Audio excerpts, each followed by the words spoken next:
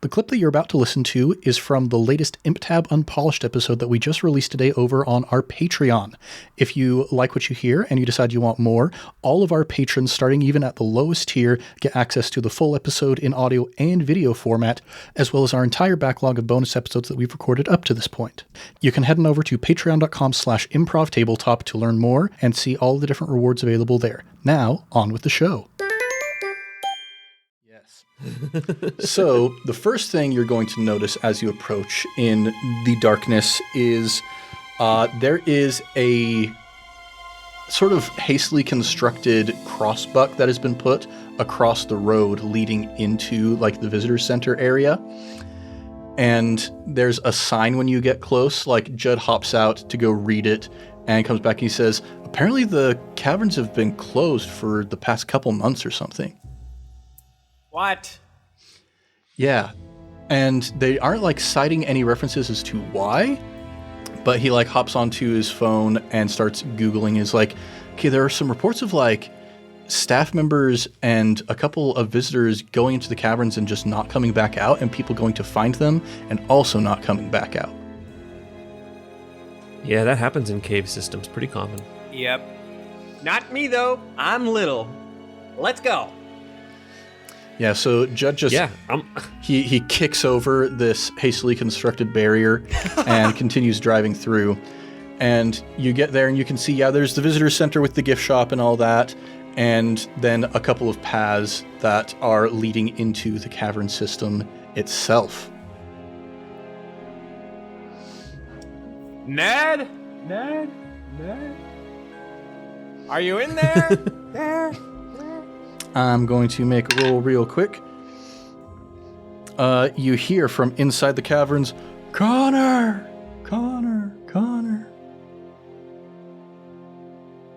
Target acquired. Let's get him, boys. All right. So you start heading your way into the caverns, and like you're passing signs along the side. It's like, Lewis Clark Caverns, one of the most decorated limestone cavern systems in the entire continent, blah, blah, blah, talking about what you can kind of expect while you're getting down there. There's a section about, like, white nose disease among bats and how you have to be really, really careful around the bats because it's a delicate situation for them. And when you get to the bottom, Judd pulls out his phone, turns on a flashlight. Except, I guess, Connor, you've also got your sun sword that acts as an illumination source. Allow me, Judd. Sun sword on! Cool. Yeah, and you begin walking into the caverns, and instead of the opaque, kind of chalky limestone stalactites and stalagmites, these deposits that you're expecting, you walk in and you can see, like, as you step over the threshold, you hear this sort of glass-like click as your foot steps onto this very shiny, translucent substance. And putting the sword in further, you can see the entirety of the interior of this cavern is amber. Ooh. Oh, Is there anything, like, in the amber? Yeah, it's like a mosquito. Yeah, it's a little disorienting at first, like, because the entirety of the interior is this translucent material, and it's got these strange striations and rippling patterns all over the surface of it. It's bending, reflecting the light in strange ways. So it's almost difficult to even get a full grasp of, like, what is the path directly ahead of me and what is just like an illusory path that's being created by the light bouncing around in all these strange ways. Ooh. But go ahead and roll to overcome with clever to see if you can start picking up some details of what's going on in here. It's my clever. 2. I got a 2. All right, a 2. So here's where I'm going to introduce some new mechanics that we are adding to this game here. Woo! So we already have our intensity aspects that we added during our last session. I'm going to ask both of you, has your impulse, your intrusive impulse, changed since our last encounter now that you've entered this new area? Christian, you wanting to hide and go to safety, and Connor, you wanting to run away to safety. I will say, for me, yes. Rather than run away, it's run toward. My buddy's in there, I think. I'm pretty sure. I heard a Ned voice that may or may not be his, but Okay, Mine has not changed. All right. So yours. In fact, as we enter the cave, there's a flash of red light, and then we keep going. oh, cool. All right. So Connor, Plot I'm thickens. going to adjust yours to be run into danger. Cool. Run into danger +2, and Christian hide +2. So now, if you act in direct accordance with your worst impulse, you'll get +2 to the roll. If you act against your worst impulse, then your opposition is going to have +2. So, the other thing that I'm going to do is I'm going to take some inspiration from my good friend Heart, The City Beneath by Rowan Rook and Deckard. And we're going to treat this kind of like a delve would be treated in Heart. So we're going to give this process of trying to get to the bottom to try and find Strahd's resting place. We're going to give it 10 stress that you're going to need to overcome to reach your destination. And we're going to give it just a flat resistance of +2. That is the difficulty to get further into the caverns, which is a relatively low difficulty, but there's other stuff you guys are going to be running into along the way, which is going to subsequently introduce some additional mechanics for us that I think are going to be very fun. So, All right. yes, Connor, with your +2 clever, that is a tie at this moment to try and get your way further along on this delve. So when you tie to overcome, you can succeed still at a minor cost. So we're not going to mark off any of the 10 stress on this delve quite yet, but the minor cost I'm going to add to this is a narrative twist. You go in there, you start moving the sun sword around, trying to get a sense of how to get further, and you hear a voice kind of echoing from one of these caverns. Oh goodness, I was looking at a book and I did not see the wonder happening on the screen in front of me. Listeners, this would be a great moment to just take a quick glance at the video version of this. So you hear a voice coming from one of these caverns, kind of echoey, kind of far off, and the voice is like, "No, but you gave me this and I don't want it anymore. You can take it back, can't you?" That sounds net adjacent.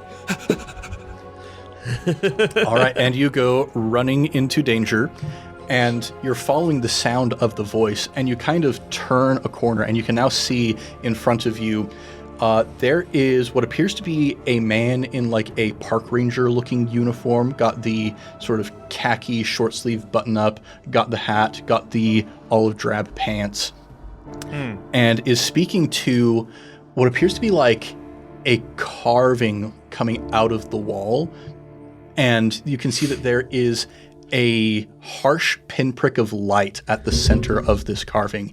And this man appears to be speaking to this carving in the wall. And now we're going to get some random rolls. Connor and Christian, each of you roll a single fate die for me. Okay. Just one die. Top left. That's a plus. That's a blank. All right, so it's a plus and a blank. So that means in the all right. The vestige that this park ranger is speaking to, Zrinhala, the howling storm, the gift to create lightning. You can see this man as he's speaking. His voice is a little bit slack, a little bit out of sync almost, like something doesn't sound right. And you can see as you get closer, like the entire left side of his body is drooping as if he has almost no feeling left in it. And crackling around him are these little sparks, these jolts of energy. It's kind of like in, what's the name of the bad guy in Amazing Spider-Man 2? The electric one. Electro or Shocker? Where it's like, I remember in that particular... Is that really it? Oh! In that... Yeah, Jamie Foxx's character. I think that was Electro. Yeah. And I remember, like, I haven't actually seen the movie, but the depiction of that character where it's like the veins, you can see just like the pattern of the veins are these shocks of lightning.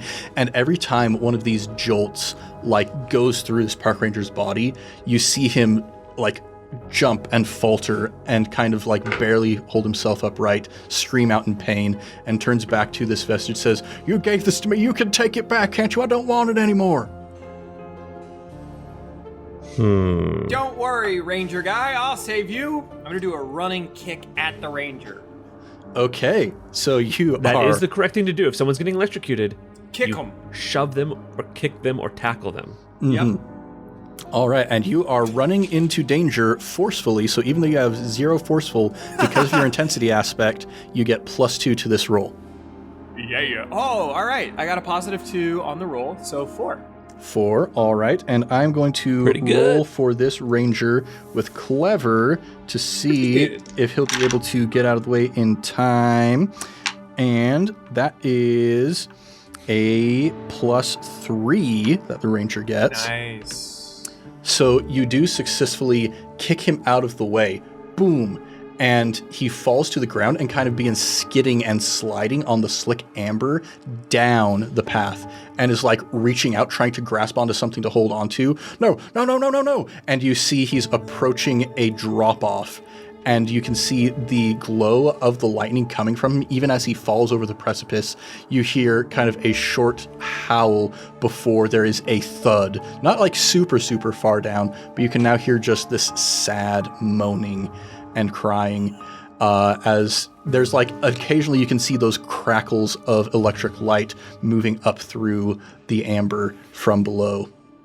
Was the howl like yahoo as he fell? Like yeah, or was it like a howl like a wolf? Does he sound like he feels better? You know what? Fix the problem. Here's another thing I'm going to give you real quick. I'll say it was a howl like a wolf. Like as you were rushing in, he looked at you and saw you at the last moment, and you could see there was this bestial aspect that was starting to kind of come over him. The beast within starting to claw its way out, as it were. And here's where I'm going to introduce for us the second rules hack from the Fate Horror Toolkit that I'm going to give to us. This is progressing transformations. So I think kind of in a Lethal Company style moment where it's like in Lethal Company, the first time you see the dead body of one of your comrades, the screen starts like going all weird. Your sanity begins to lower itself.